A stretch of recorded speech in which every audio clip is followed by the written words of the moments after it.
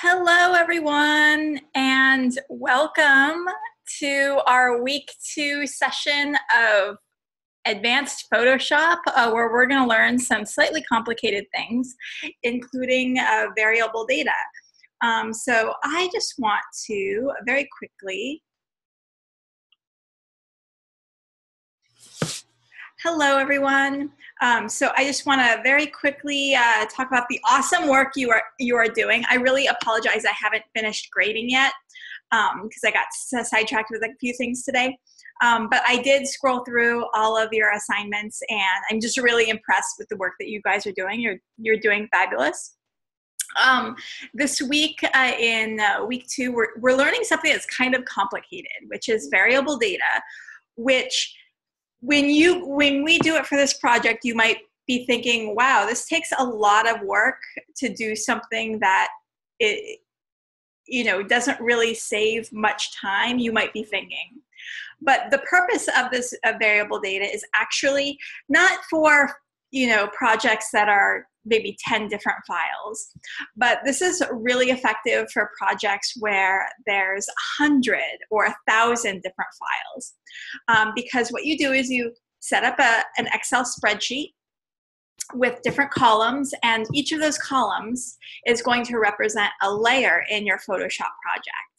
And then you set up your Photoshop document, you set up your Excel sheet, you get the two to talk to each other, and then Photoshop will go through all the work of making many, many different files based on the data that is in your Excel document. And so what are some applications for this?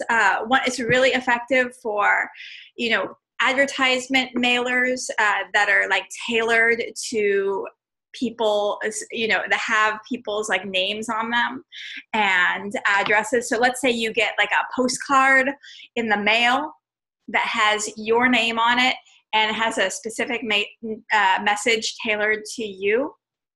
That is something that can be easily done with the Photoshop variable data, where you can, instead of having to individually make 1,000 different postcards, you make one postcard, you make an Excel spreadsheet of all those names that you want to put on that postcard, and then you'll make 1,000 different postcards, each tailored with specific content, specific picture, specific names. This is one of those things that can actually earn you a lot of money. I had, let's see, Carolyn Norton told me about this, a student who kind of started her own business doing those baseball cards that have baseball players' pictures on them, and then their stats, and then their name, and they're like baseball trading cards. Well, she started a business where she makes baseball trading cards, but instead of having professional athletes on them, she has the kids who are playing baseball or softball at different schools. So she can go around to different elementary schools and middle schools in her area and sell these baseball cards that actually have the kid's photo on it, the kid's name on it, the kid's stats on it. And there's thousands and thousands of these cards. And she didn't have to go through and make 1,000 different Photoshop documents. She just had to make one document and then an Excel spreadsheet, and then got the two to merge, and then Photoshop created those thousands of cards. So there's a lot of different applications for this. You'll see, and it's very, very common for like web banners, anything that's like tailored with a specific message or to a specific person, or for a specific purpose, and you need like 1,000 different documents. This is super good for that. Now, does anyone have any questions before we begin about anything last week, or need any help with anything? Any questions before I get into talking about your assignment this week and showing how to do it? Cool.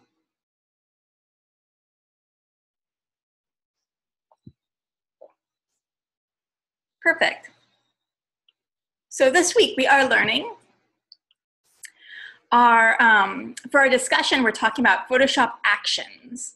So this is all kind of like automated stuff in Photoshop this week, I guess you could say. So Photoshop actions are where you have a lot of different files, and let's say you have 1,000 different photos, and you want all of those photos to be resized to a certain size and to have a vignette put on them. You can set up a Photoshop action to do that for you nearly instantaneously without having to go in and crop and resize and vignette all of those thousands of pictures, which would probably take you hours and hours. So actions make it easy for you to do a task that can be repeated and do it instantaneously, right? Our second learning objective is that we're going to create a data-driven template that is populated utilizing Photoshop's variable data functionality to output multiple graphics. And so again, this is another automatic feature in Photoshop where you're telling Photoshop to do something and Photoshop does the work for you and you don't have to do all that work. And our third learning objective is identify and define the various ways to import a vector graphic from Adobe Illustrator. Well, this is a little bit more complicated than that because what we're specifically talking about is making a custom shape using the vector tools in Photoshop. So one of the ways that you can do this is either by making a shape in Illustrator and then bringing it into Photoshop and then turning it into a custom shape. Or you can actually create the custom shape from scratch in Photoshop. So that's kind of what we're going to talk about today. And this is just a check-in, just a little reminder. I'm going to put up an important kind of reminder at the beginning of every class session. Have you backed up your files recently?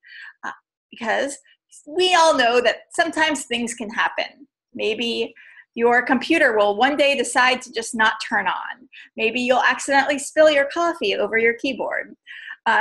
Any number of things can happen. And if your laptop is the only place where your files are stored, then all of that hard work that you've been doing is gone down the drain, just like that coffee that you spilled on your keyboard.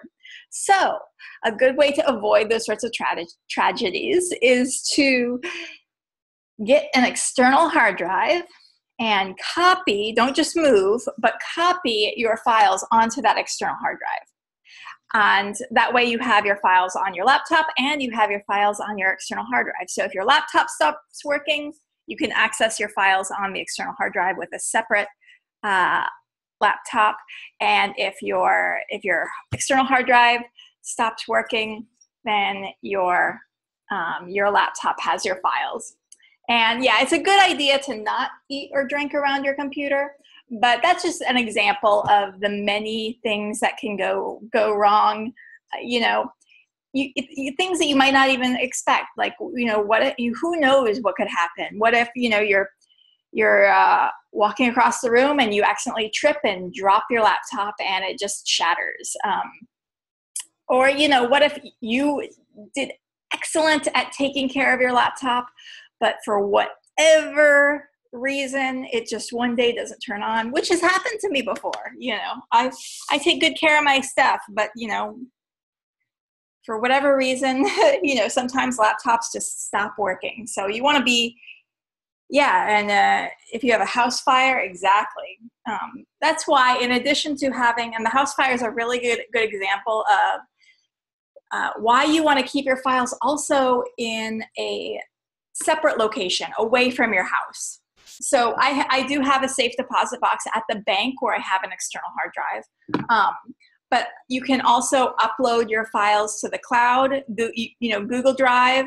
You can upload your files to Google Drive, and that way they're on the cloud. And if your house were to burn down, you can get your files still by using another computer and by accessing the cloud. So variable data. This is an example of the spreadsheet that we are going to create for our variable data project. And you know, this is kind of like one of the first steps. You're going to make this spreadsheet, and each of these columns is going to correspond to a layer in Photoshop.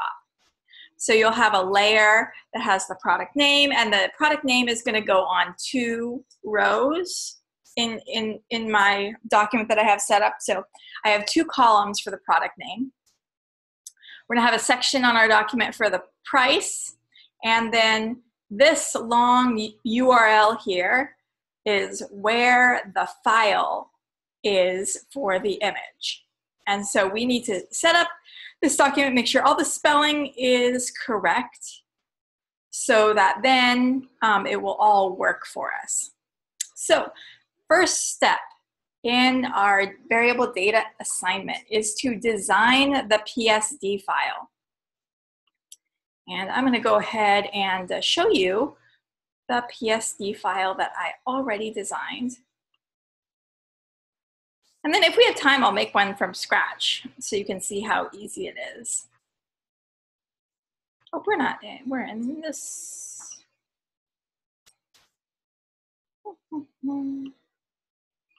This one, okay.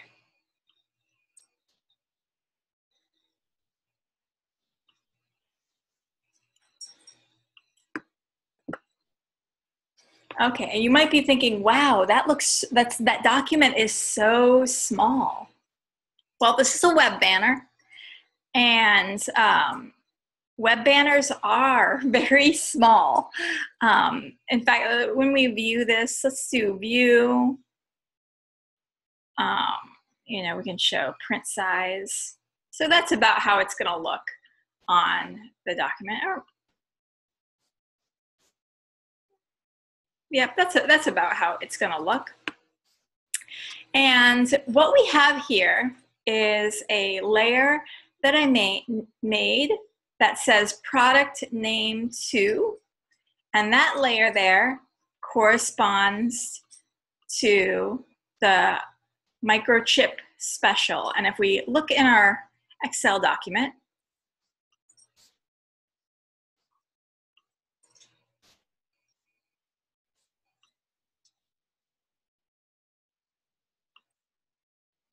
this is our original Excel document.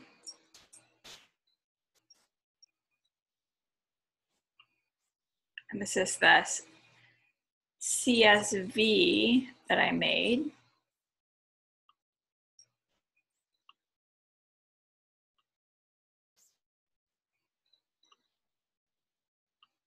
Let's move this around so we can see it. You'll see that you have the column that says product name 2. That's what that column title says at the top. And then you have product name 2 in the document, and that has the microchip special. And you can see on our Excel document, it says microchip special. So that's where the name was populated. We have this layer here that says product name. And if we go to the first column, you can say, we're actually on the second column, it says puppy spay, microchip special, right? Product name, those are the 2 layers. And then we have the price. And we have as well a layer called product price. Next, we have a layer that says logo, and we don't have a column that says logo because the logo is already in the document and it's not going to change. Then we have a layer that says image, and so that's where that image came from. And so we have here a column that says image. And so that image that's in my document came from this path.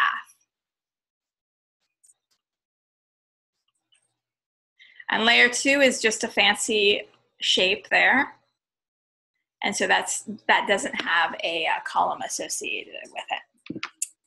Okay, so What we're going to do in order to make this all work is first we need to optimize our image files and place them in the appropriate folder and name them. So let's do that. Oh, cool. You know, I forget. It's so long ago that I set up those daily checkpoints. So it might have been the exact same thing. So the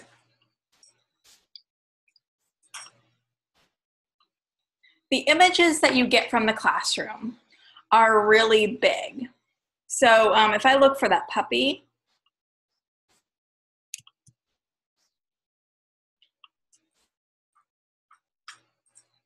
this is the whole puppy picture, and we're only viewing it at 50%. But you can see that our web banner is really small, and you know, it's up to you whether you want to show the whole animal or just like a part of the animal.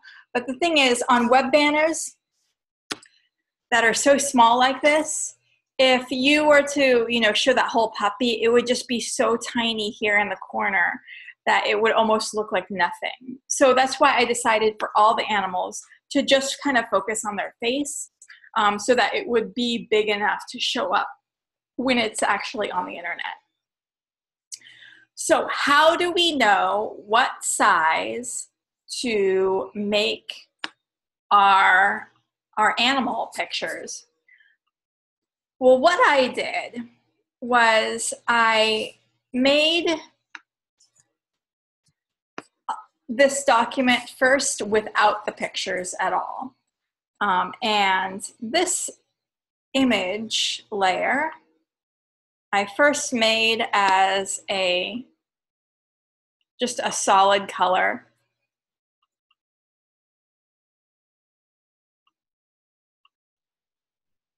It looked like that. So I just made that image layer as just a rectangle solid color. So I can kind of get the general idea of where the photo is gonna go.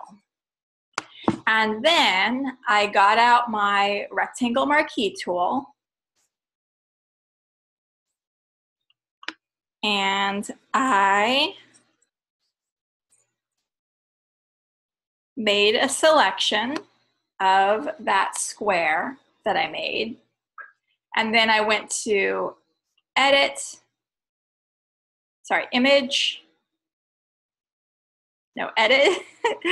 edit copy, or you can hit Command C.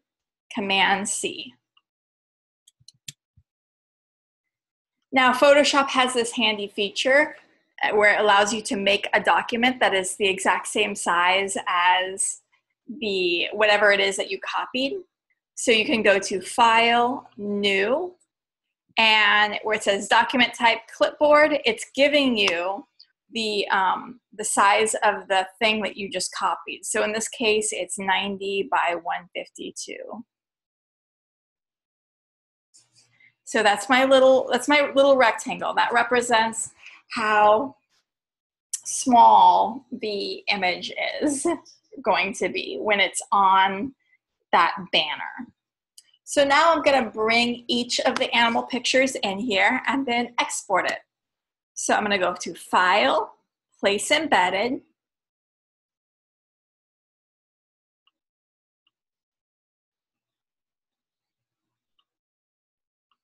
and I'm gonna go to the Images folder, and I'll click Place. Now, see how, if I were to leave the cat full size, see how small it is? It's like you can't even see it. So I just decided this will look better. I'm holding down the Shift button as I resize. This will look better if I just kind of use the face of the cat only. Now I'm going to export this. So I'm going to go to File, Export, Save for Web, and I'm going to make a folder that is specifically for these optimized image files. So I'm just going to make a new folder that says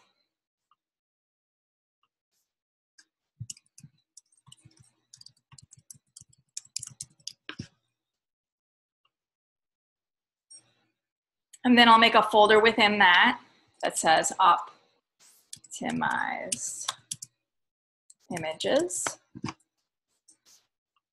So it's organized, and then hit save. Oh, I didn't name it.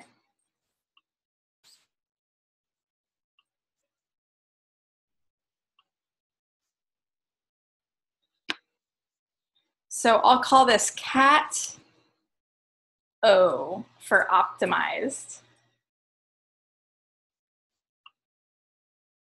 Next, I'll bring in the next animal, file, place embedded. There's my chicken. I'll hold down the shift button and resize the chicken. Now I'll go to file, export, save for web, save, and then I'll go to chicken.o.jpg.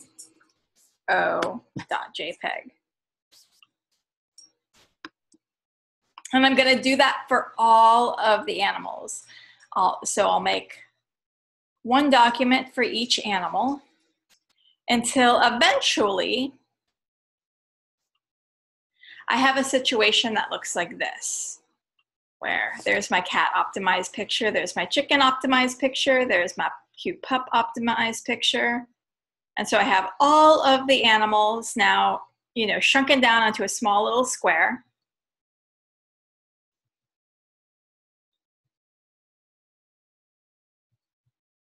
So they will all be able to fit inside the document.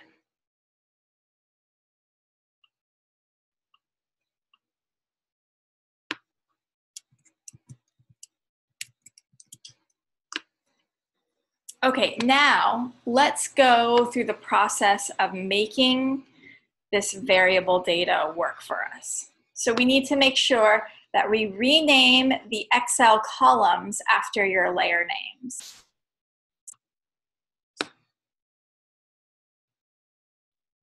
So I'm sure, but the first time you type in Photoshop puppy spay and microchip special, the text layer will say puppy spay, and the second text layer will say microchip special. So you have to go into the layers and click on each of the layer names and then rename them so that the name of each layer is going to correspond to the column name that you put in your Excel document. And I would recommend that you do exactly like this, like what I've done here, where you have, you know, one column for the product name, one column for like the second row of the product name, one column for the product price, and then one column for the image. You may be wondering, how did I find this long, like, URL for each of my image files? Well, after you have optimized your images and brought them into your folder,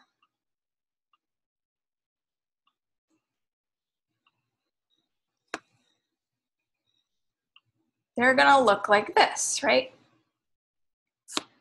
In our folder. So we need to copy where they are on our computer. And you do that by holding down the control button and then clicking on the image. Clicking on the image, and then you're going to go to Get Info.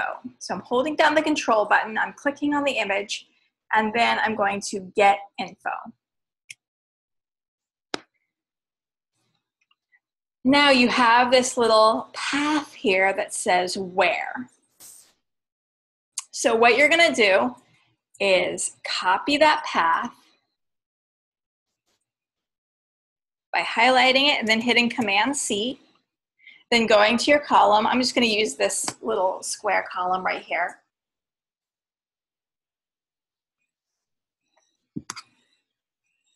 And then hitting Command V. The only problem though is that it doesn't include the actual file name at the end, right? It just ends with the folder that it's in. So you want to click on that whole path, and then at the end, include the slash on your keyboard that's underneath the question mark, the /. And then you want to make sure that you type in the name of the file correctly, or it won't work. So in this case, what was it? Kitten optimized .jpg. Okay. And I'm just going to delete that for now because it's not associated with anything, so it's not going to be useful for us. But that's how you put all of those URLs there in that column. Those file paths, I guess you could call it. Now we are ready to set up our variable data. So what you're going to do is go to Image, and then you're going to go to Variables. Image, Variables, and then click Define. Okay, Image, Variables, and then click Define. And it already populates the layers that you have in your project. So you'll just, if you were smart and you named your layers the same name as the column in your Excel document, you're gonna be good to go. Because see here, I just put my product name for product name, for that layer that says product name 2. And then I click on the little checkbox that says text replacement, because we're telling it that we're going to want to replace the text on that layer. And then for name here, you're going to put the name of the column in your Excel document. So product name 2. So you're saying repopulate the product name 2 layer with the column in the Excel document that says product name 2. So you just type in the column name there. Then you go product name, click on text replacement, and then type in product name, and that is going to correspond to the column in your document. Product price, and that also is going to correspond, click on text replacement, type in product price. And then the logo, you don't have to associate anything with the logo, so it's going to look just like that. You'll leave it blank. Image. And then you'll write in the column for image. And you have a number of options here for if you want to get it to fit, fill, as is, or conform. Remember, we set up our images so that they are the exact same size as they're going to be in our web banner. So I would recommend selecting as is for the method and then checking clip to bounding box. And then layer 2, there is nothing on layer 2. It's just going to stay the same. So you'll just leave that blank. Now click OK. Now what you're going to want to do is save this Excel document as a CSV file. So to do that in Excel, you'll just go to File, Save As, and then you'll select comma separated values .csv for the format, and then you'll just hit save. I've already done it, so I'm not going to hit save again. Next, you're going to go to Image, Variables, and then you're going to go to instead of define, you're going to go to data sets.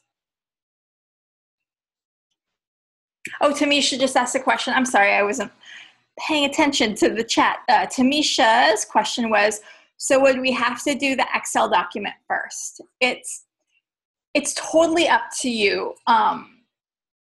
I think the way I did it before class today was I made the Photoshop document first, just because I needed to know like how many layers my product name was going to be on, because I'm like, okay, some of these are really long, so I'm probably not going to be able to just put the product name on one layer. I'll probably need 2 layers.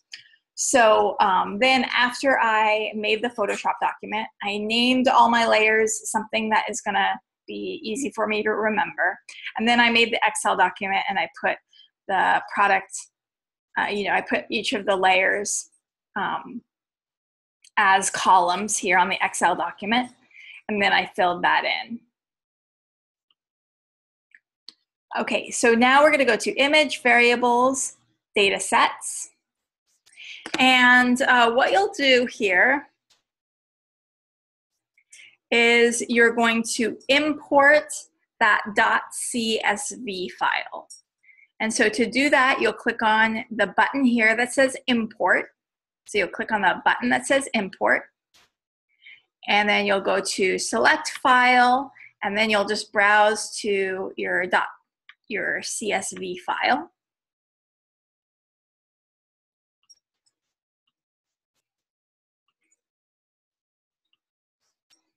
Which is right there. And then you'll click OK.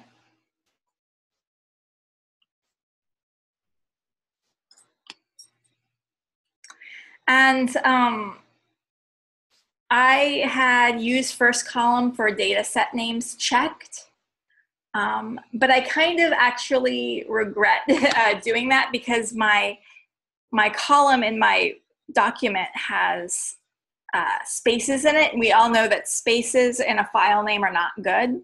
So in a little bit, I'll show you how to make a column in your Excel document that will give you the chance to select what you're going to name your files, and then you'll make an invisible layer in your Photoshop document that will be for the name of the document, and then you'll be all good to go with a file name that doesn't have spaces in it.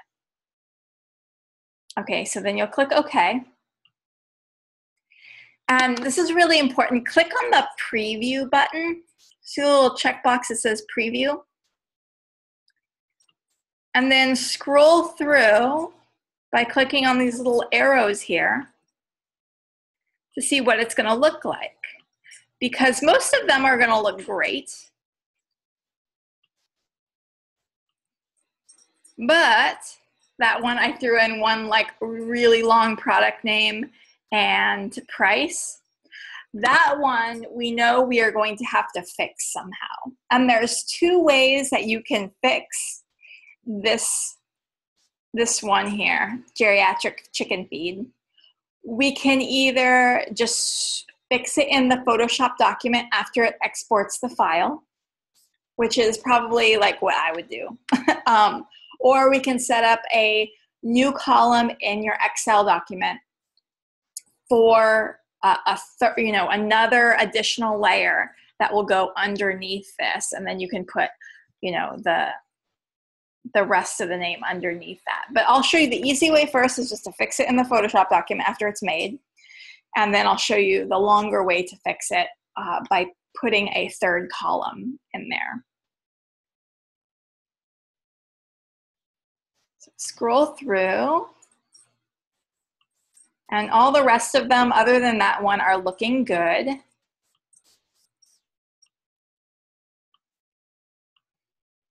So you'll click OK. And now you are going to export those files by going to File, Export, Data Sets as Files. File, Export, Data Sets as Files.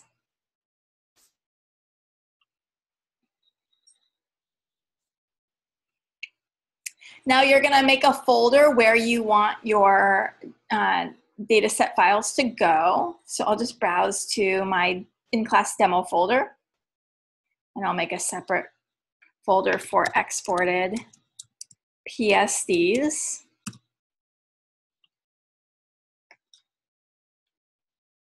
I'll hit choose. And then for here, you'll just have, say document name.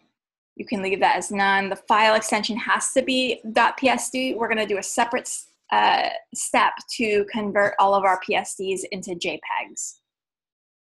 And then you're gonna click OK. And then when we go to our in-class demo folder, and I'll go to our exported PSDs, we can see here are all of our PSDs.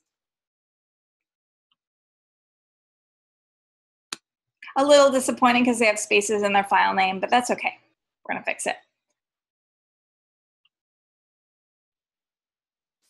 And we'll scroll through, and we remember we had one PSD, this one here, the chicken feed, where there was just a lot of text and it didn't fit nicely onto our document. So we're gonna have to fix that by hand. That's the easiest way to do it.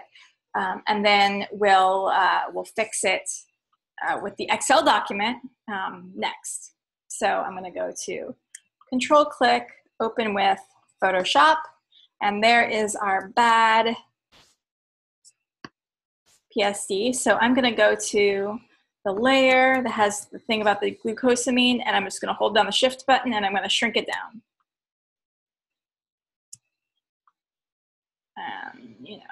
Using alignment, so that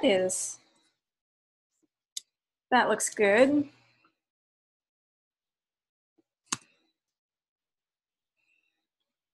And then the product price.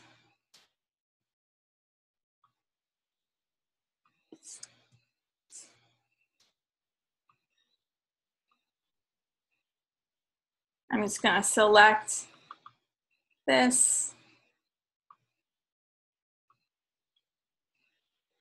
Change that size, reposition it there.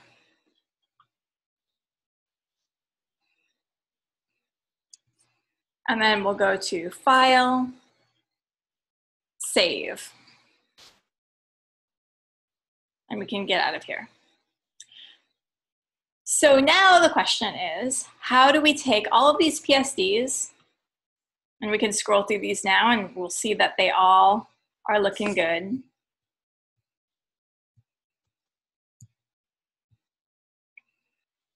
We'll take all these PSDs and we'll convert them to JPEG using the automate functionality in Photoshop.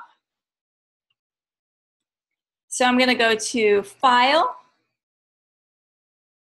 and we're going to go to Scripts, Image Processor. File, Scripts, Image Processor.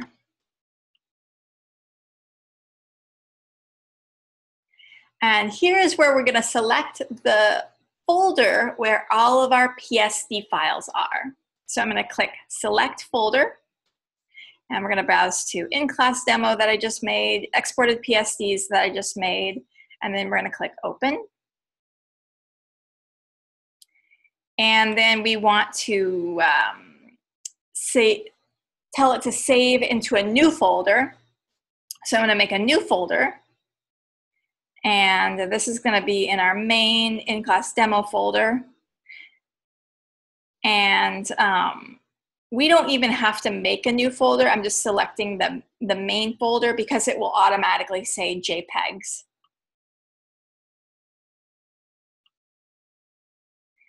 And please do make sure that resize to fit is not selected. I think automatically it will be selected and you'll accidentally resize everything to 100 pixels by 100 pixels, which is no good.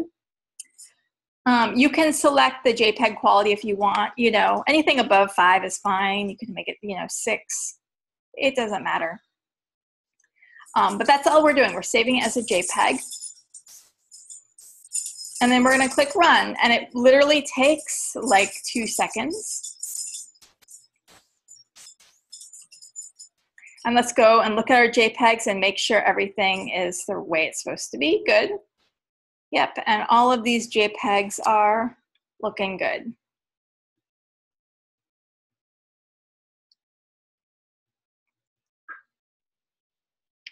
And now if this folder here was our folder that we're going to be turning in, you'd want to make sure that you have the .csv file put in here.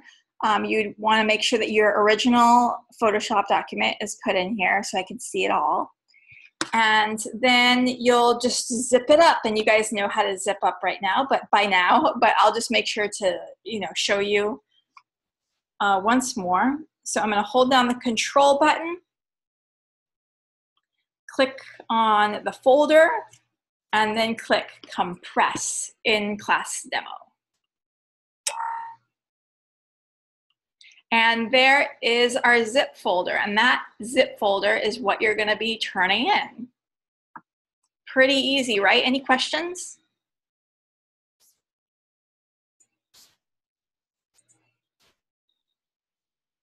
Okay, perfect. So I'm going to show you a fancy way to easily rename your files automatically so that they don't have spaces in the file name, which is bad. What we're going to do is make a new layer, Shift Command N, and this new layer is going to be a text layer. And on this text layer, you can rename it whatever you want. Puppy spay. I'll just move it over. It really doesn't matter where you place it, because watch, what we're going to do is we're going to turn off that eyeball. So it's an invisible layer that right now says puppy spay, but I don't want it to say puppy spay. I want it to say file name. So I just renamed that text layer file name. And now here in my Excel document,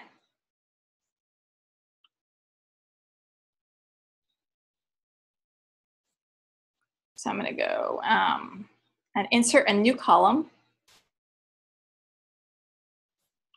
And I'll call this new column file name. And in this new column, this is where I'm going to type in what I want each of these files to be named. So I'll call this puppy neuter, no spaces, because remember, we don't like spaces in the file names. I'll call this puppy spay, kitten neuter, kitten spay, yearly dog, yearly cat, chicken feed, swine spay, annual reptile, and annual canine.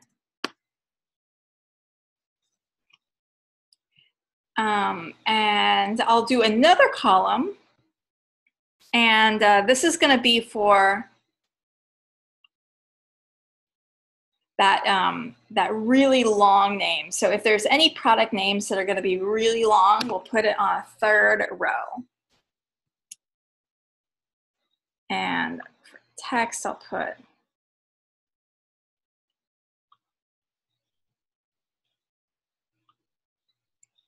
that's annoying. Text. I'm not clicking on the, there we go.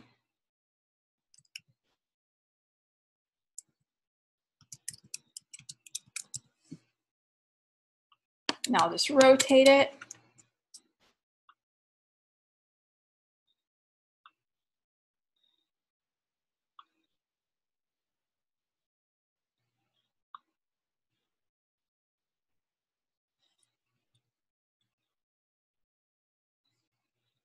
And maybe I'll make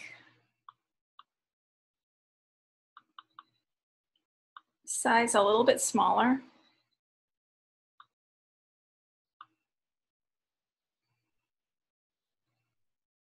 And I'm going to call this layer product underscore name 3.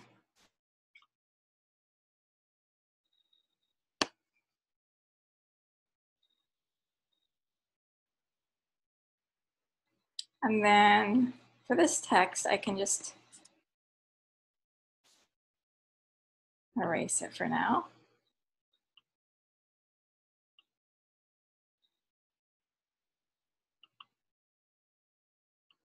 And I'll just add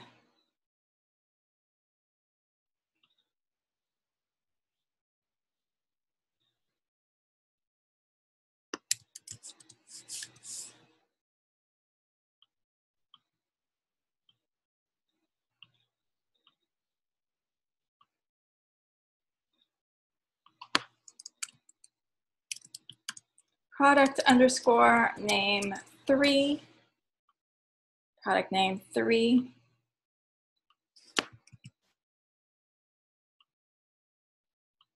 There we go, just like that. Now I'm just going to save it. File, save as.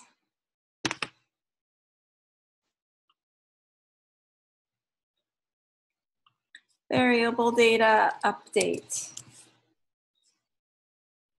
.csv, and then I'll hit save.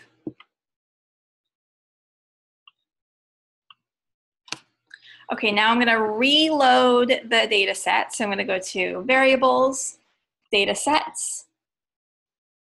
And this time I'm going to select, sorry, not that file.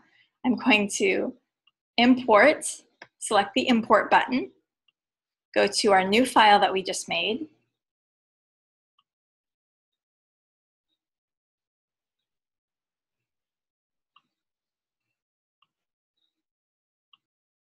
There's our variable data new.csv file. And then we're going to click open. And then we're going to click OK.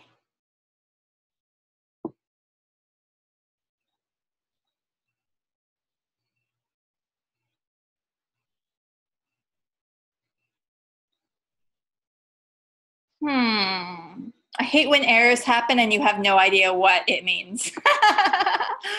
Could not parse the file contents as a data set. There are too many variable names in the first line of the text file. Too many. Oh, haha! I know what I did. I forgot to. I forgot to update the definitions, because remember I made that new column that says file name. I forgot to put in the file name in our variables. So I'm going to go to image variables define, and I'm going to find the layer that says file name, and I'm going to do text replacement, and I'm going to call that file name, which I think is what it's named here. Yes, it is. Good. And then we're going to go OK. And now we're going to go image variables data sets. Now it's working. Okay, so let's scroll through. Working fine.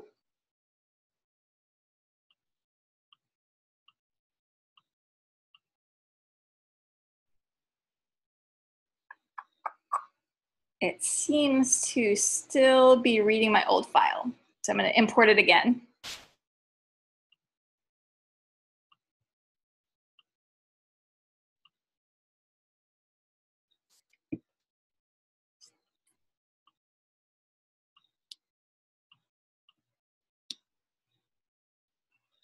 Well, I'm going to have to troubleshoot that. I have a feeling that the reason why that is happening is because it's still reading the old file. So I'm pretty sure the solution to that is I'm going to have to shut down Photoshop and then restart it again. But,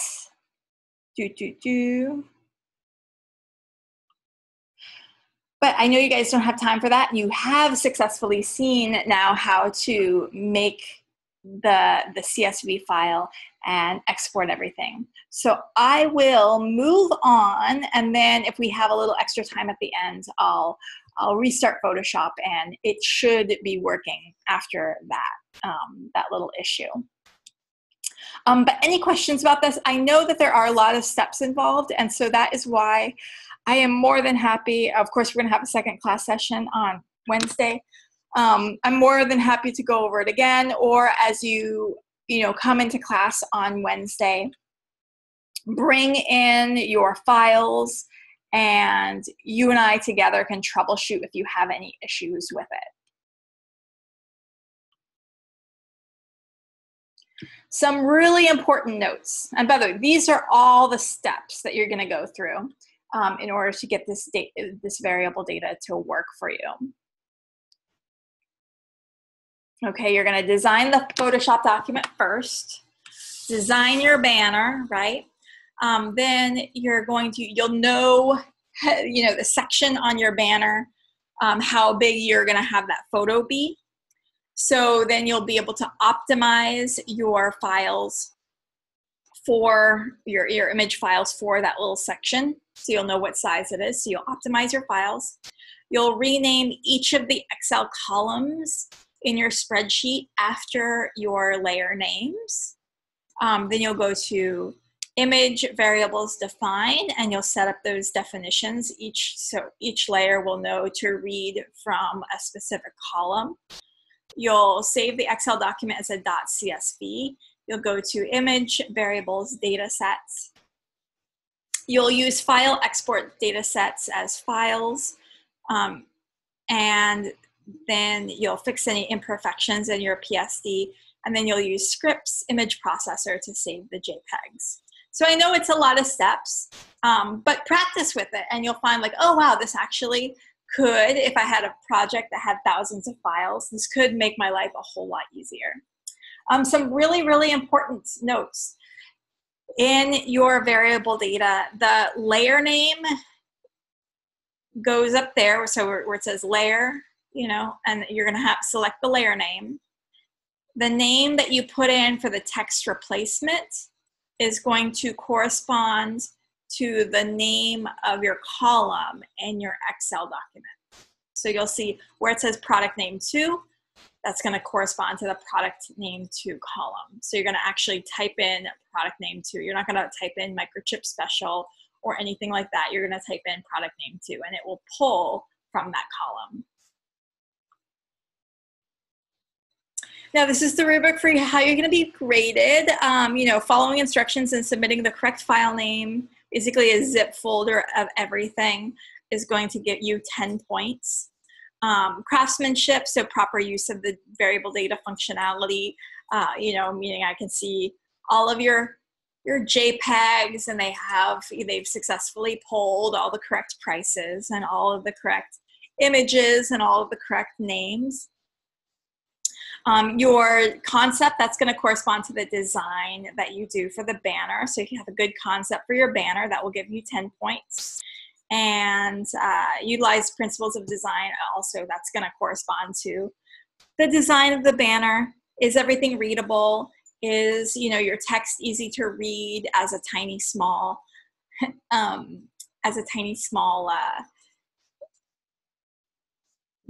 web banner that's really small. Having good contrast is really important for a web banner. Using a nice, bold sans serif font is really useful for a web banner. You want to try and stay away from fonts that are too decorative, scripty, or have serifs, because that's going to make it hard to read, especially when it's small.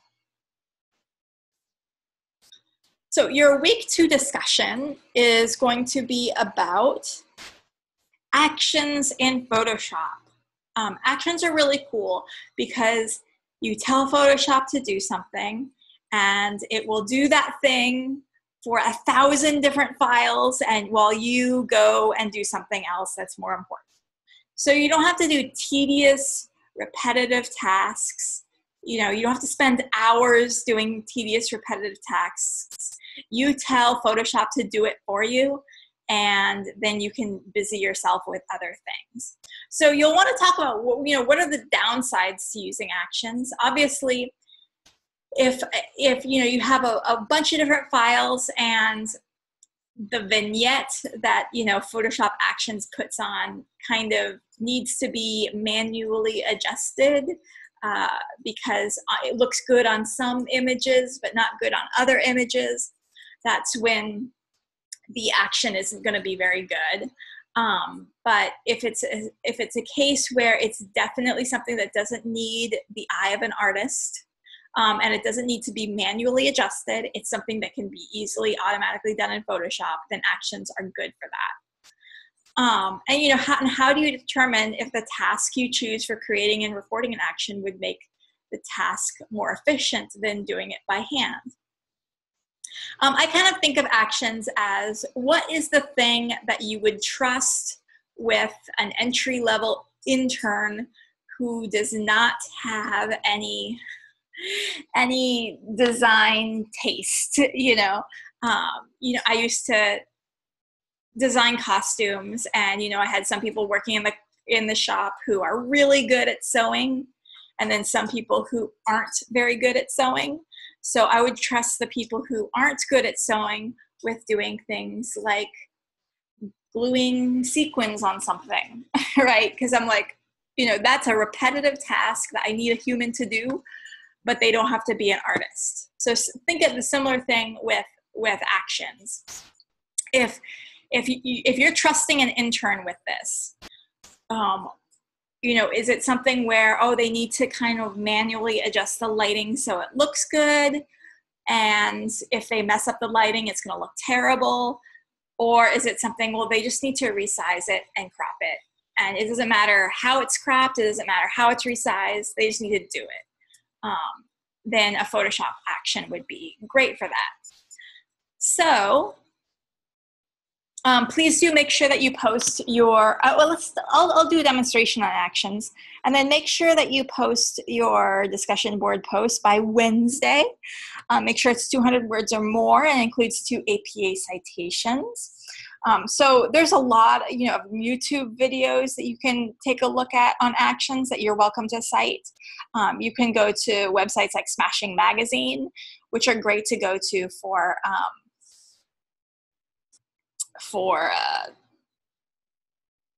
places to cite and quotes and all of that for your discussion board post.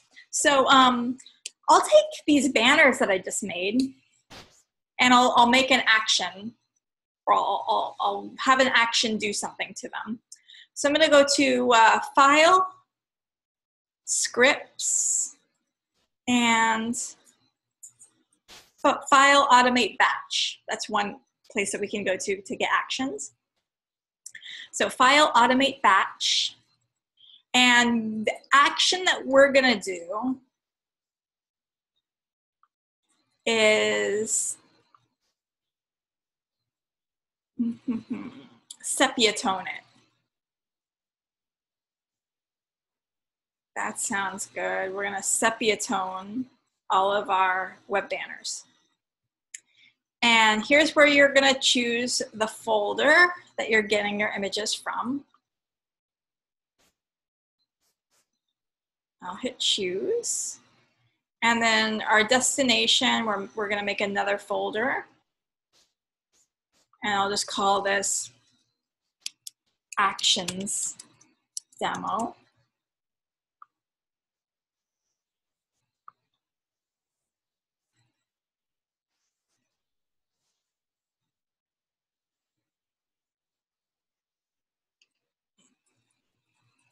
And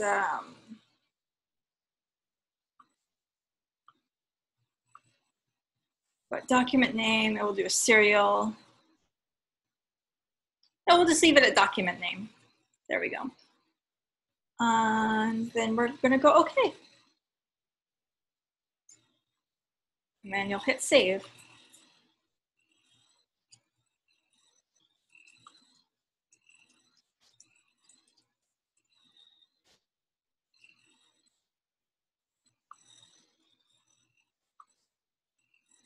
Oh, it's actually asking me to save each time. We can set it up so it doesn't ask you to save each time.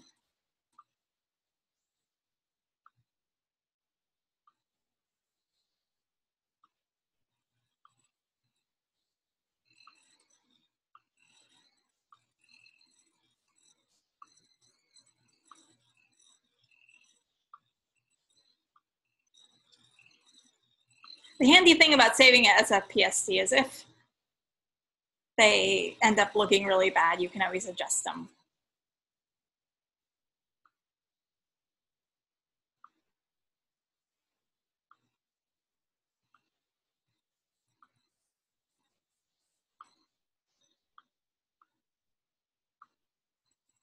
Okay, so now let's scroll through. And so these are now our banners, but with a sepia over them. And so instead of having to place the hue saturation or the photo filter on each one, it just automatically did it for us.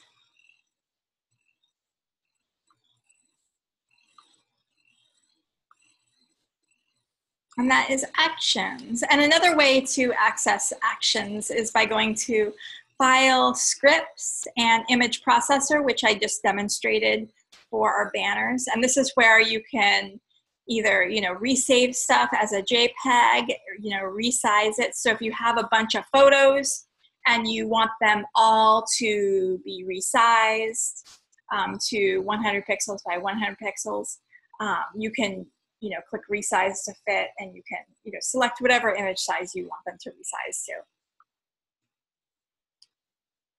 Okay, and that is your discussion board. Now we get to do something fun that's not mathy. I feel like actions and the variable data, it's very like the math side of design. It seems like very it seems very organized. I don't know. I like designing stuff. I don't like organizing stuff. And being efficient is not me. So we're gonna make custom shapes. Yay! And custom shapes are awesome because once you make them in Photoshop, you can then draw something over and over and over again. And so I use this a lot because I just find so many like cool designs, and then I can kind of trace them, and I can make like an ornate design, and then I can make it repeat over and over again. So yeah, custom shapes are fun. There's a couple of different ways that you can do this project. You can either use the pen tool in Photoshop to draw your custom shapes from scratch. You can find an interesting Art Nouveau pattern or design, and then you can trace it with like the freeform pen tool or the standard pen tool. You can get some of the preset custom shapes that are already in Photoshop, and then you can alter them or combine them together. You can download free custom shapes and then alter them. And you can also draw a shape in Illustrator. And then what you do is you draw the shape in Illustrator, you copy it using Command-C to copy, and then you paste it into Photoshop. And it will give you the option to bring that in as a smart object or bring it in as a shape layer. And you just select bring it in as a shape layer. And by the way, here is, in case we don't have time to get to how to copy and paste something from Adobe Illustrator, here's just a short little tutorial in the chat on how to copy and paste something from Illustrator into Photoshop. It's really as easy as it sounds. So Art Nouveau, this is all building towards a project that we're gonna have in week 3, where we're making an Art Nouveau illustrated / photography type design. And so good place to go that I go to all the time for design inspiration is Pinterest. And so you can go on Pinterest and do a search for Art Nouveau.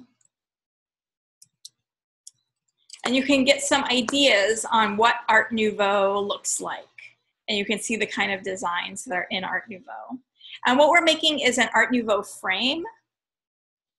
So an example is like this one. And Alphonse Mucha is like the main Art Nouveau guy.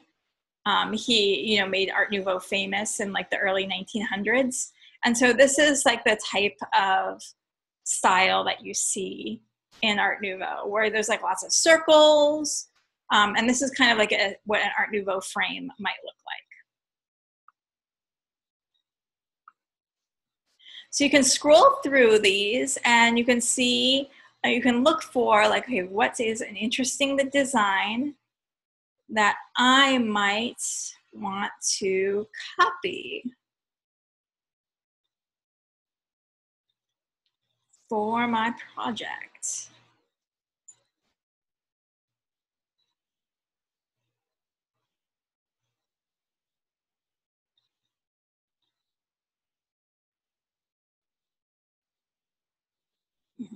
Let's see.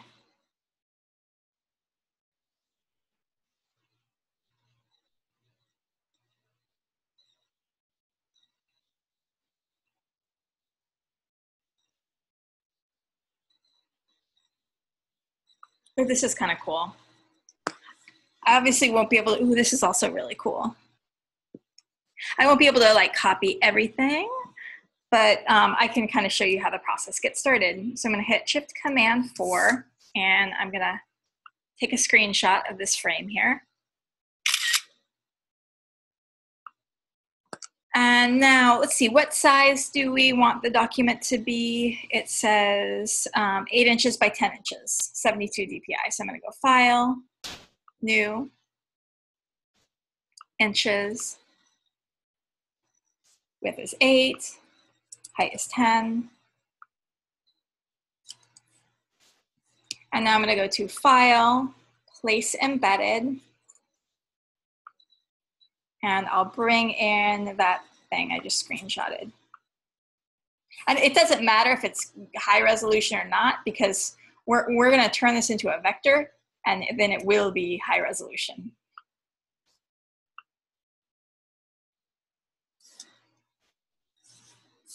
Make a new layer. Okay, and if you have a Wacom tablet, this is obviously going to be so much more fun for you. Right now, I'm just using a trackpad, so it is very likely that I'm gonna make some really funky looking shapes since I'm just using my finger on the laptop trackpad right now. So I'm gonna go to my freeform pen tool. Remember, you have either your standard pen tool. I'll just demonstrate the standard pen tool in case you guys, it's been a while since you've used it, where you just click on 2 points and it makes a straight line. Oh, and by the way, I wanna make sure I'm on Shift Command Z. I'm gonna make sure I'm on the shape mode, and that way I can see the shapes that I'm making.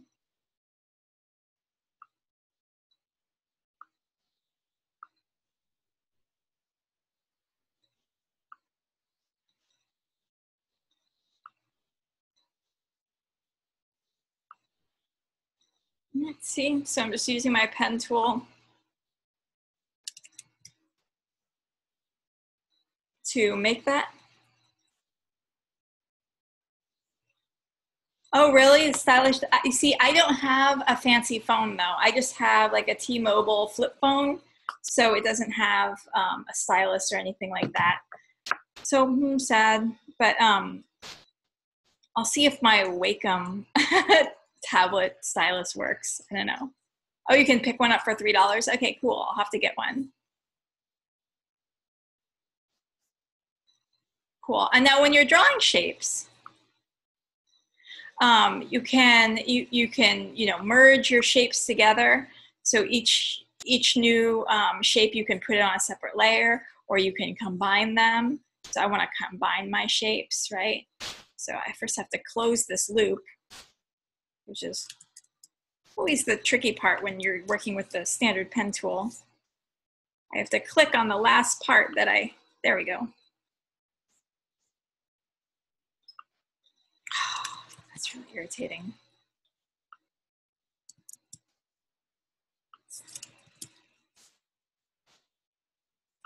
All right, so you can just kind of use your pen tool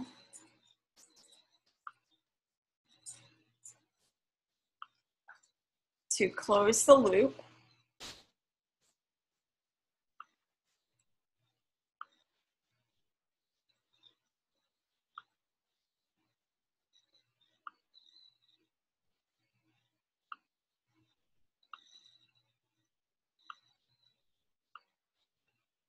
And now let's say I want to,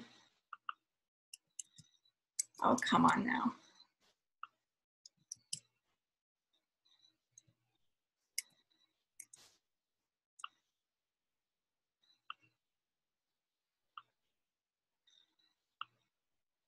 I want to now make this flower a custom shape. I'll go through the steps. First, I gotta merge these two layers together by hitting Command E. So I hold down the shift button and I select the different shape layers that I've made, and then I merge them together. So now I have shape 2, and it's all one layer there. And now I'm gonna hold down the control button, and I'm gonna click on the path of the shape that I just drew. And I'm gonna click Define Custom Shape, and I'll call this flower. And the handy thing is, depending on if I want, like, if I don't mind that all these flowers look the same, I can now go to my custom shape tool, and I can go to my custom shape library now, and I can find that little flower I made, and I can just redraw it again. And I can Command T to rotate it. And so I don't mind that, you know, all my flowers will look the same. Because some of them will be bigger, some of them will be smaller.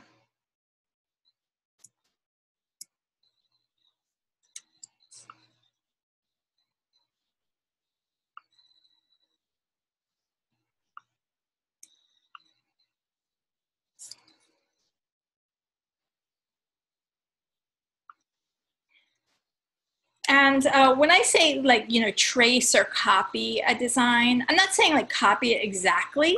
You can get inspiration from it, but you can, you know, alter a few things and make it your own.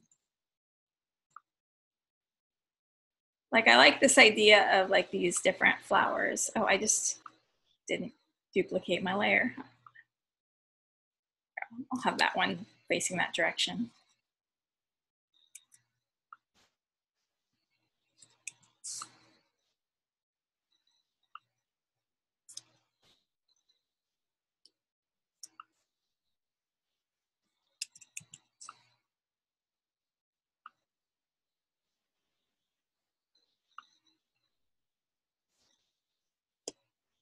There you go. And now let's say I want to bring these all together into one design. I'll hold down the shift button, select all three of them, and Command E to merge. Another layer, and this time I'll use my freeform pen tool. And I'll just do kind of a little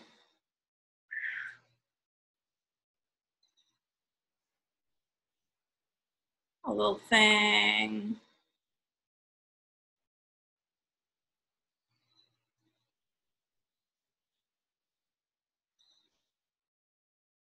Making some interesting Art Nouveau looking like shapes, like so.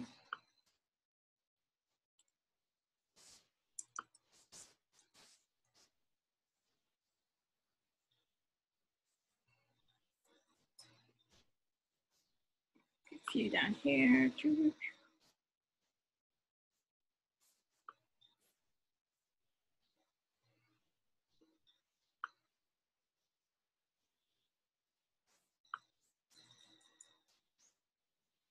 And then we can also add some of the preset shapes that are already in Photoshop to our design. So we'll go to our custom shape tool, we'll go up to our custom shape library, and then I'll find some of the preset shapes in Photoshop, like the leaf ornament and the fleur-de-lis, and the these little ornamental things are very like Art Nouveau-esque. So you can steal some of them and use them for your project.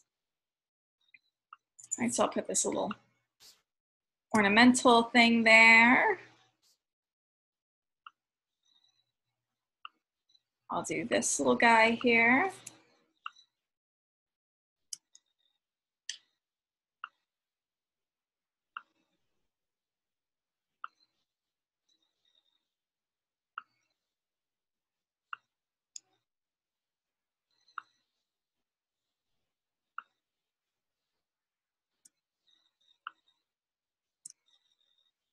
Let's see what else. There is, oh, this guy, I can use that.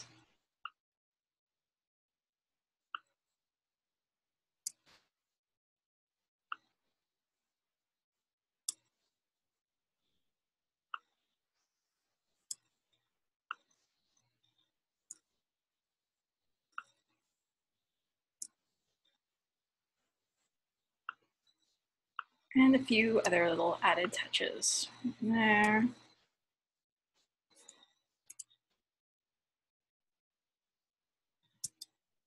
And then I don't want both my flowers to be facing that direction, so I'm going to go up to Edit, Transform Path, and I'll go Flip Horizontal. So I have one facing that direction, one facing the other direction. Okay, now I have a whole bunch of shapes. Look at these. I have to merge them all together so they all become one. So I'll hold down the Shift button, click and drag, and select all my shape layers, not my background layer, because then it will rasterize everything. I'll select my shape layer, and then I'll hit Command E. Now I can get rid of the background that I was tracing.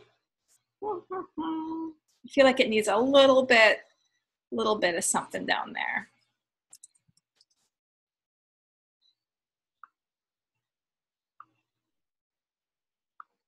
So how about just a little flower there that I'll edit, transform, flip horizontal.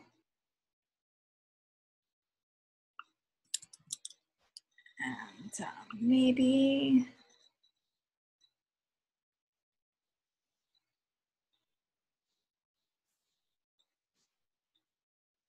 these are some Art Nouveau shapes that I downloaded that are really cool. Actually, this is a flower that I drew. I can use that.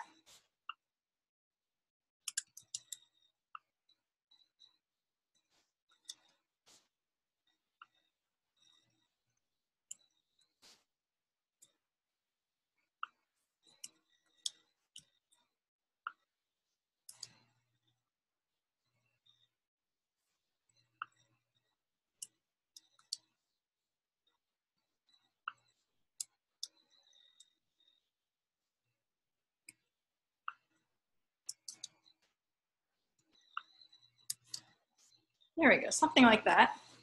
And I'll merge together for the final time. Hold down the Shift button, click, and Command E.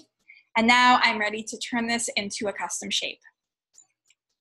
So I'm going to hold down the Control button, and I'm going to click on the line. Click on the line. Hold down the Control button, click on the line. It was like, I don't believe you.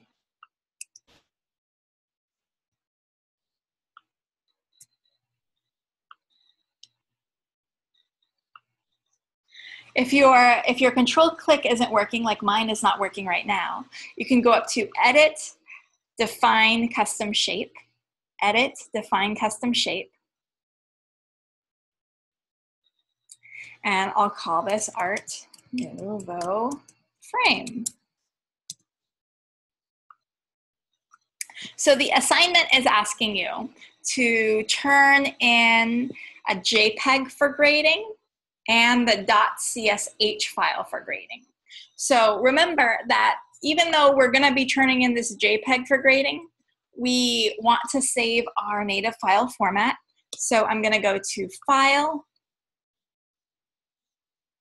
Save As, and in our classroom folder,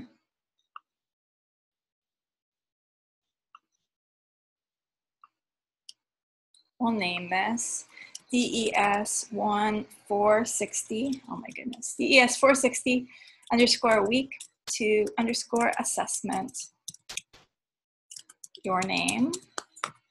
So we're not turning in the PSD file, we are going to be turning in the JPEG. So I'm going to go now, File, export, save for web, JPEG medium is good.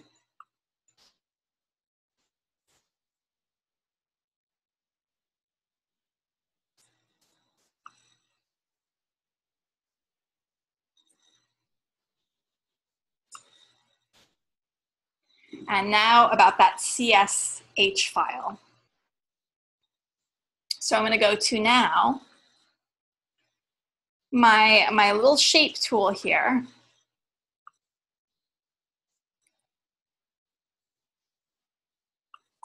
I was just seeing if it was in the file menu as well, but it's not. So you'll go to this little shape tool and you'll click on this little gear icon here in our custom shape library. And then you're going to go to Save Shapes. Save Shapes. And we'll browse to our desktop and we'll find our schoolwork folder.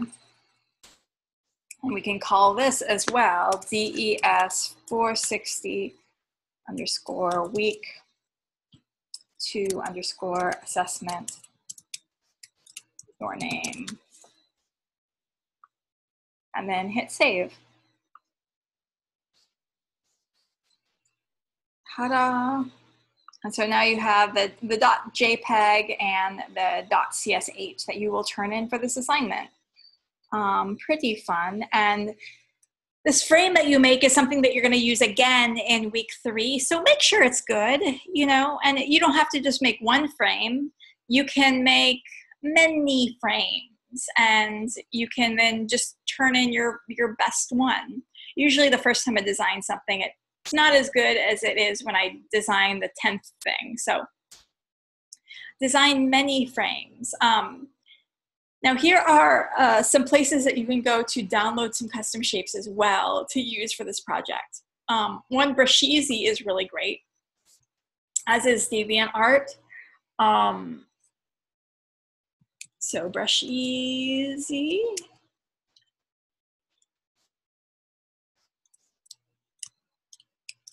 And I actually saw Brashisi was hiring too. So that might be a job for you guys.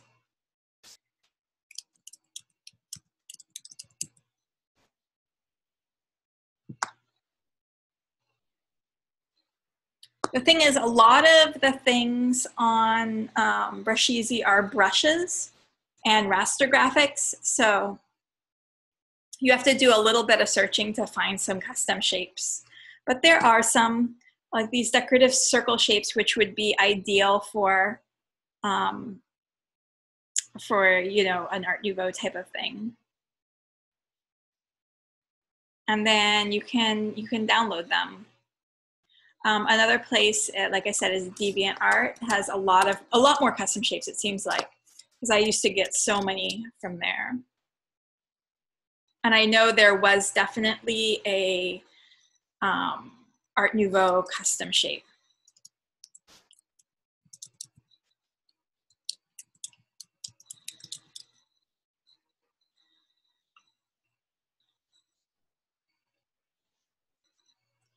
So, yep, here's the Art Nouveau custom shapes on DeviantArt. And you can download them like so. And then once you download them, there they are in your downloads folder. What you'll want to do then is move that .csh file, you know, into, you know, somewhere in your documents where you're not going to delete it. And I could have sworn I have a custom shape folder, but maybe I don't.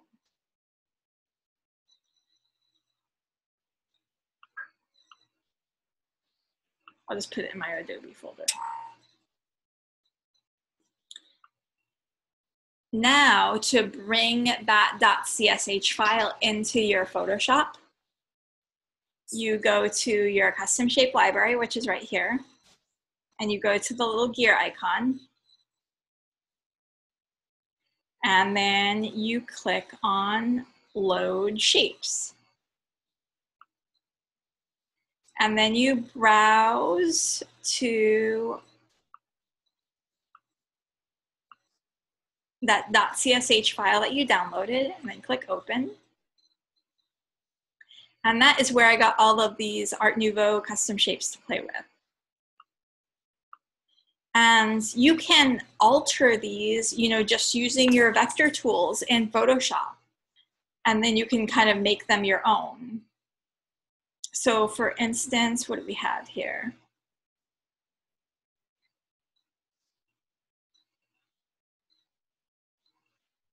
I know Photoshop has some pre-existing like frames that you can use. So I'm like, okay, I'm gonna use maybe that frame.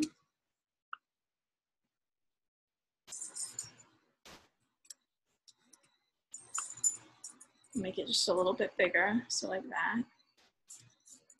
And then maybe I'll bring in some of those custom shapes that I just downloaded.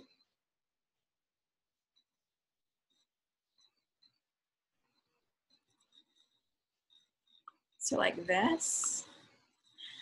And when I draw it, what I can do is, instead of using a new layer, I can go to subtract from shape. And so I can draw it like this. And now it's kind of cutting a hole, in theory, as I draw it. Now I'm going to hit A so that I can select this. Oh, I went combine shape, and I'll just change it to subtract from shape. There we go. That's what I was looking for. So you can hit the letter A on your keyboard, brings up the path selector. Just you select your path and make changes to it. So I'll do one for the other side. This time I'll select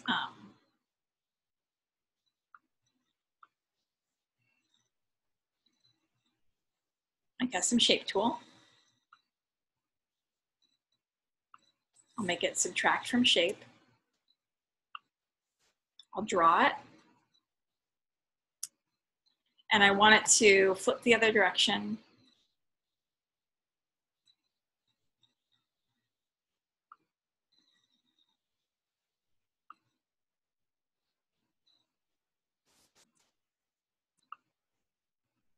And then I'll go subtract from shape. Oh.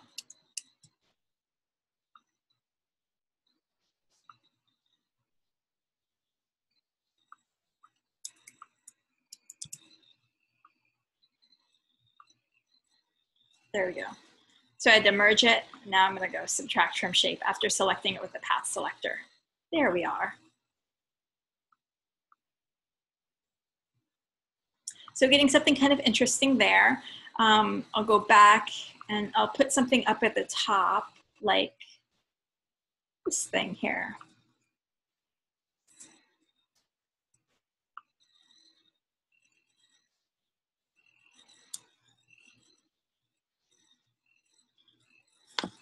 I'm going to get my path selector now, and I'll select this, and then I will go to my subtract from shape.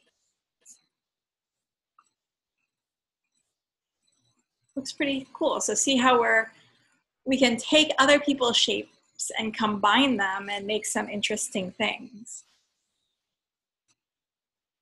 I can also use, you know, even just simple things like circles.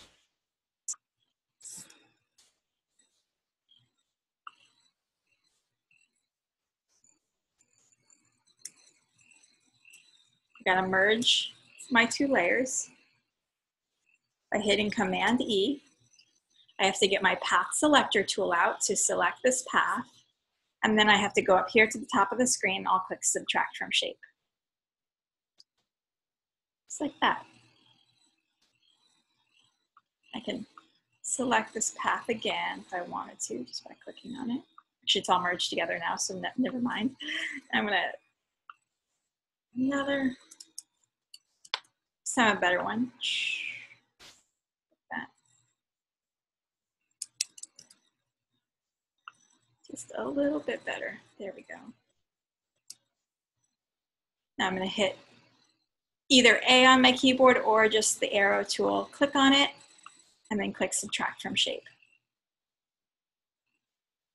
There we go. There's a pretty nice Art Nouveau frame, nice and simple.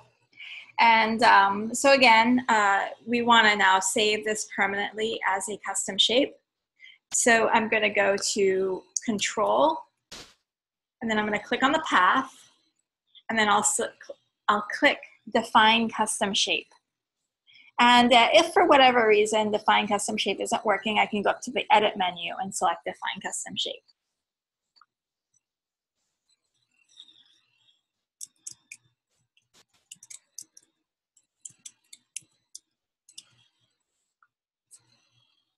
Ta-da! How you're going to be graded? Oh, any questions on this so far?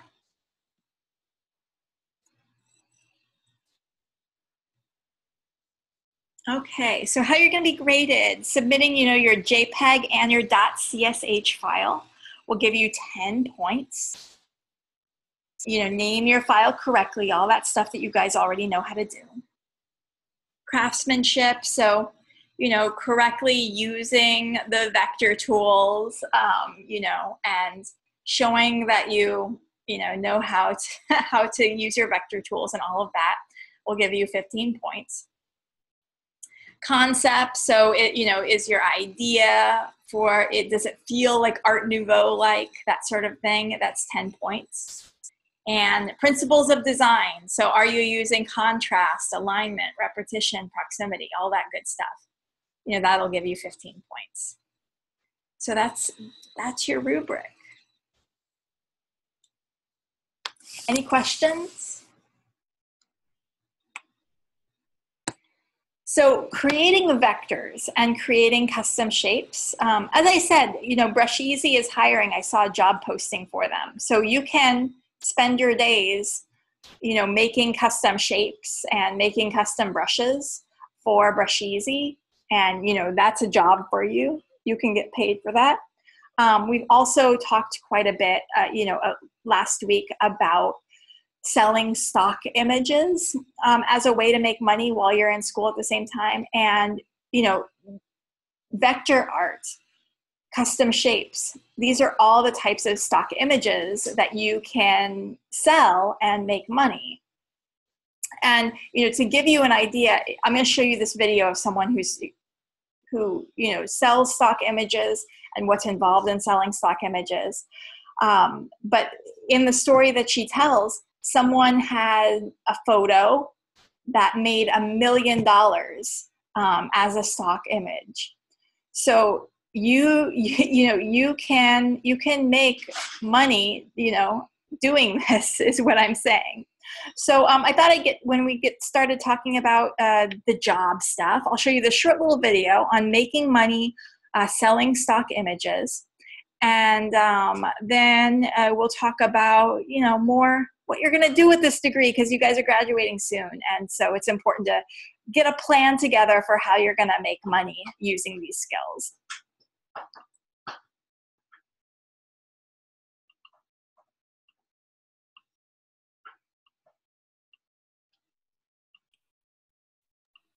Hi, this is Amber Graphic Design How To, and on this channel lately I've been talking a lot about stock images.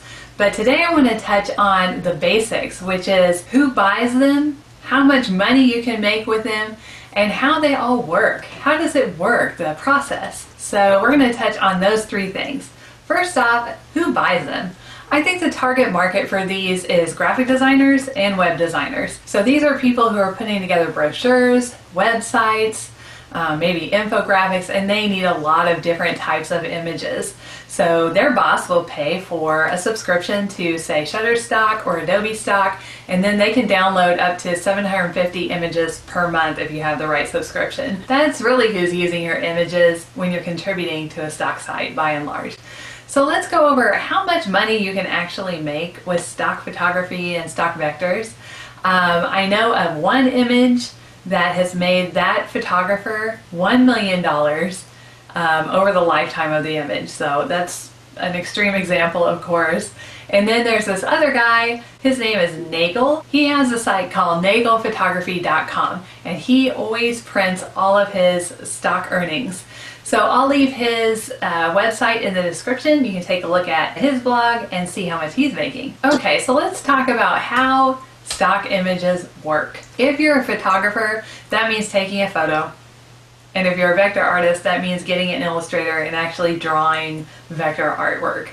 Next, you upload to a stock site. That would be like Adobe Stock or Shutterstock. Then you enter title, description, and keywords.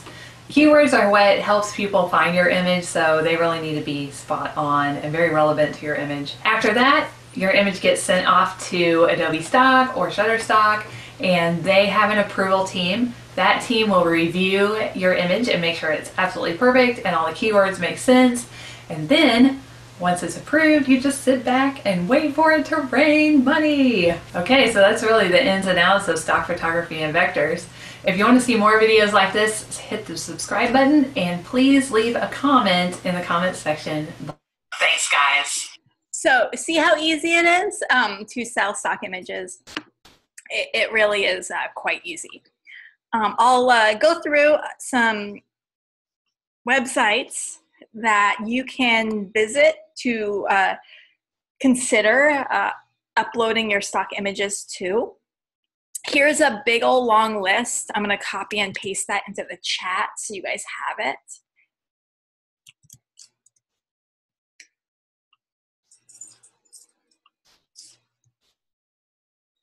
Okay, so the easiest one to get started with is Shutterstock. But you have to start with 10 solid, really good-looking images.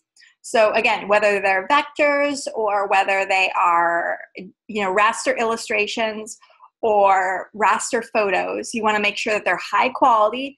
They need to be at least 4 megapixels, and 300 DPI, of course, and nice and crisp and clear.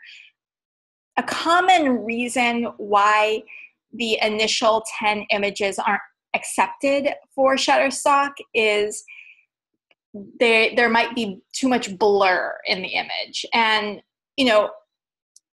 I take very arty photographs with shallow depth of field. And those of you who are photographers know what shallow depth of field is. Shallow depth of field is when you have one thing in crisp and in focus, and then everything behind it is blurry. So if you're uploading your initial 10 images, try to get most of the picture in focus and crisp and clear. Eventually, as you become more of a contributor, you can include those more arty photos that have more blur in it. But you want to make sure that at least 50% or more of your picture is sharp and crisp and in focus. And another issue is the histograms, the white and the black balance. So if there is no pure black in the image, or if there's no pure white in the image, Shutterstock will think that your image is too yellow or too blue, and it'll get rejected. So a good way to solve that problem is to bring your photo into Photoshop before you upload it to Shutterstock. And I'll find a photo here.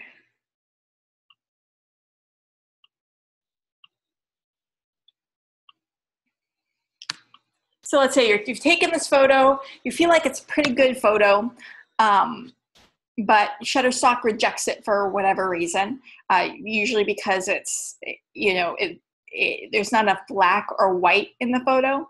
So what you can do is just Command J to duplicate the photo in Photoshop, and then go up to Image, Autotone.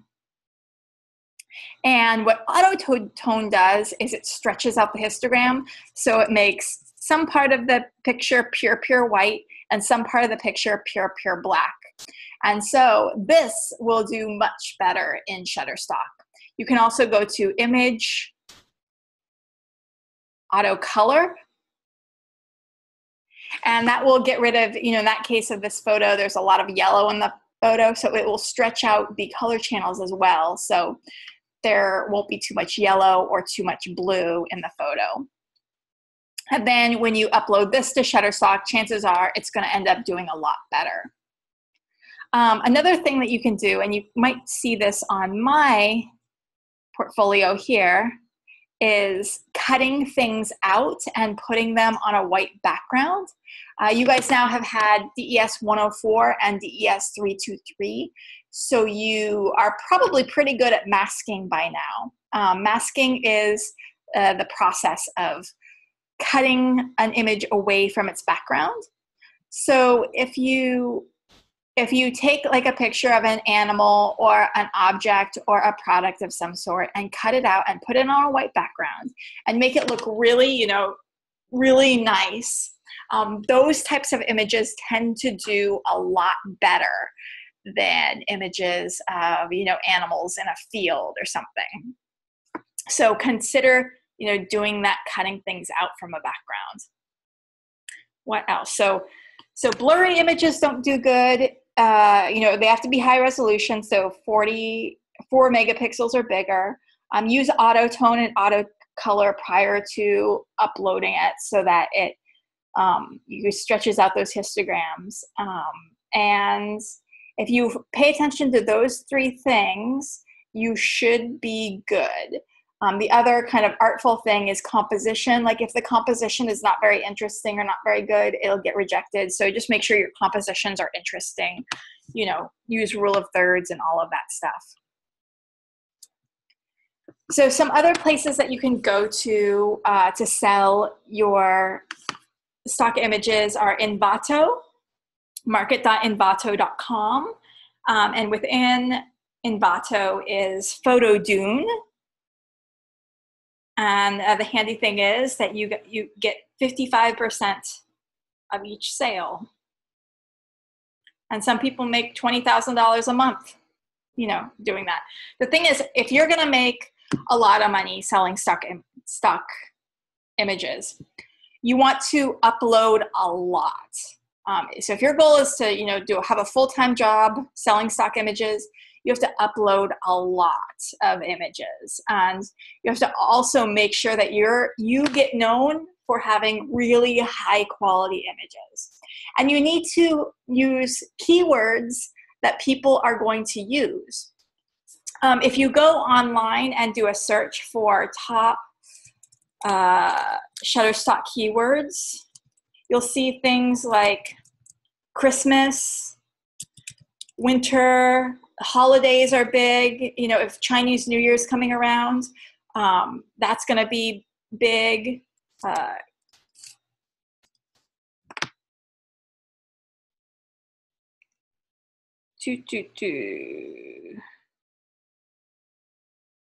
If you search on here, you can find a list of all the keywords.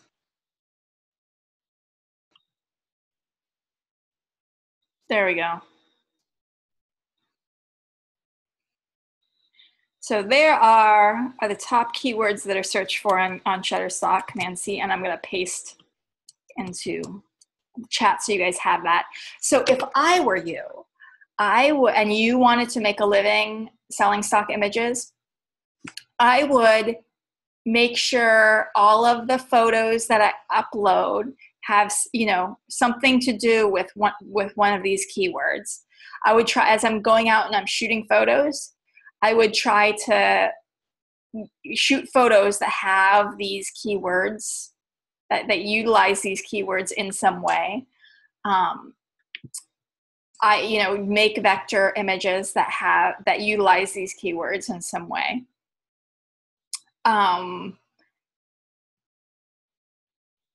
Yeah, and also, other things that you can think about are, what are the types of things that you see on book covers? Because book cover designers use stock images a lot.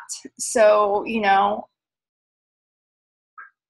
and there's many photographers who their full-time job is just shooting things that could go on the covers of books. So that's something to think about as well. And I know right now in the book cover design industry, there's a lot more books now that are written by people of color and about people of color. And the thing is, stock images are so white. Like all like so many of the models on stock images are white people. And so if you can go out and you can get some really high quality stock images that would look like they would go on book covers, that feature people of color, and feature people of color like in historical costumes too, because they have think of all of those romance books that are set in Regency and Victorian and medieval times. Now you're seeing more and more romance books that have people of color featured in Victorian and Regency times. So having like a diverse group of models wearing historical costumes, that's something that you can totally, I think be really successful if you were to, get your really high quality images and get them uploaded. So that's something to think about. Okay, other websites, Alamy, Crestock, Dreamstime, Corbis, Getty Images. And we talked about last time making abstract images, which are great because people love abstract images. They're great for textures, they're great for backgrounds. And it's really easy because you can make abstract images in a lot of creative ways, like mirrors and close-up objects and shattered glass and glitter, like I did my glitter demonstration. And you can just make stuff in Photoshop that's abstract as well. So I'm thinking on Wednesday we'll talk about like what's entailed in starting your own sole proprietorship and LLC. Branding yourself across social media, like Loish here, who uses a consistent color scheme and image scheme across all of her Twitter and Facebook and DeviantArt and Behance.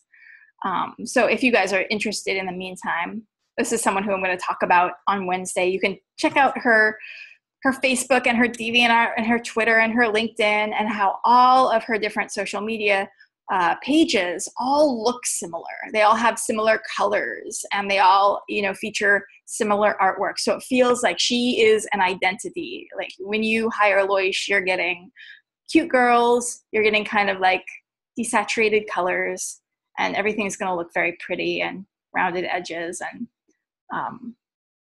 nice like that. We'll talk about creating products that you can sell, such as products on Cafe Press and Lulu and Zazzle.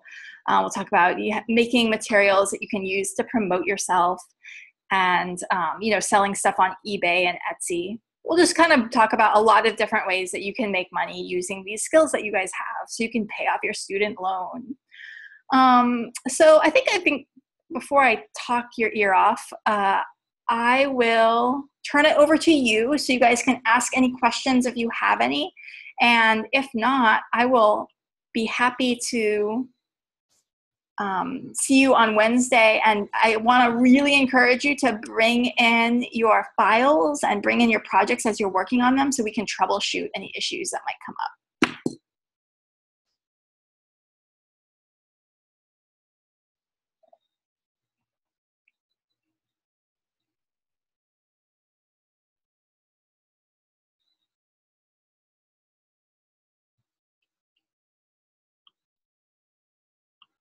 Any questions?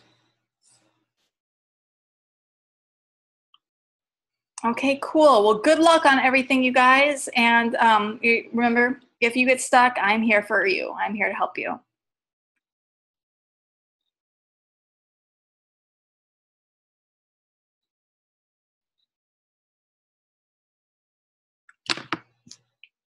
Thanks, Katie. You have a good evening, too.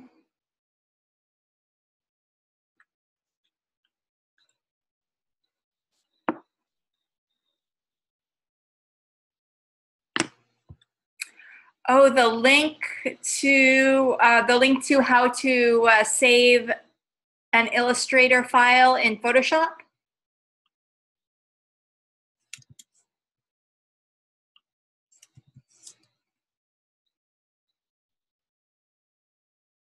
Okay, there it is. I just pasted it into the chat.